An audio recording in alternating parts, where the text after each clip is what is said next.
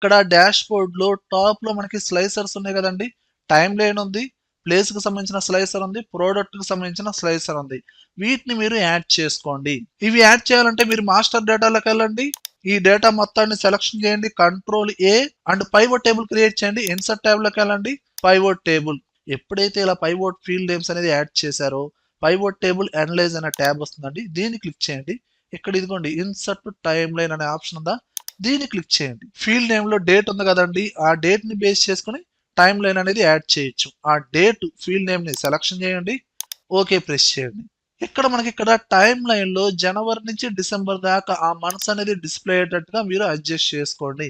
And మీరు dash board లో తీసుకున్న కలర్ కావచ్చు అండ్ ఇక్కడ టైమ్ లైన్ కలర్ కావచ్చు సేమ్ ఉంది కాబట్టి ఇదే మెయింటైన్ చేయండి. లేదంటే కలర్ చేంజ్ చేసుకోవాలనుకుంటే టైమ్ లైన్ ట్యాబ్ లోనే టైమ్ లైన్ స్టైల్స్ ఉన్నాయి కదండి, ఇవి మీరు చేంజ్ చేసుకోవచ్చు అండి. ఓకేనా, దీన్ని కాపీ చేయండి, control C, dashboard sheet లోకి వెళ్ళి డైరెక్ట్ గా ఇక్కడ పేస్ట్ చేయండి. అండ్ ఇక్కడ మీరు ఎగ్జాక్ట్ గా అడ్జస్ట్ చేసుకోండి. ఈ షేప్ లో ఎగ్జాక్ట్ గా సెంటర్ కి వచ్చేటట్టుగా ఈ విధంగా మీరు అడ్జస్ట్ చేసుకోండి.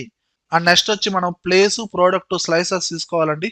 ప్లేస్ చూసుకుంటే మనకి 2 కాలమ్స్ లో ప్లేసెస్ ఉన్నాయండి. 2 కాలమ్స్ 3 రోస్ లో ఉన్నాయండి. అండ్ నెక్స్ట్ ఇన్సర్ట్ ట్యాబ్ లోకి వెళ్ళండి. ఇక్కడ స్లైసర్ అనే ఆప్షన్ ఉందా, దీన్ని క్లిక్ చేయండి.